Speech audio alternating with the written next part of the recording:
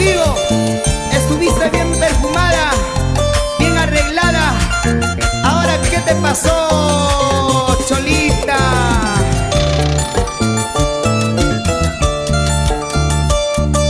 Nunca pensaste antes de casarte que la hermosura y la riqueza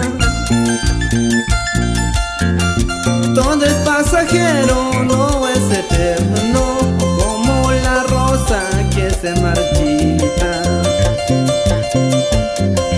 Todo es pasajero, no es eterno, como la rosa que se marchita. Pero mi amor y mi pobreza,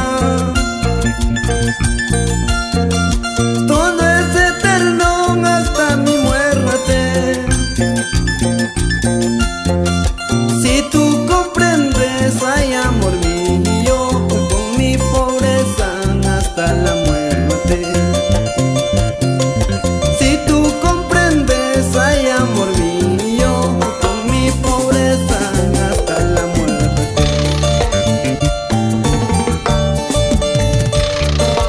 Pues ahora llora como me llora, pues ahora sufre como he sufrido. Me despreciaste porque yo soy pobre, me rechazaste porque soy un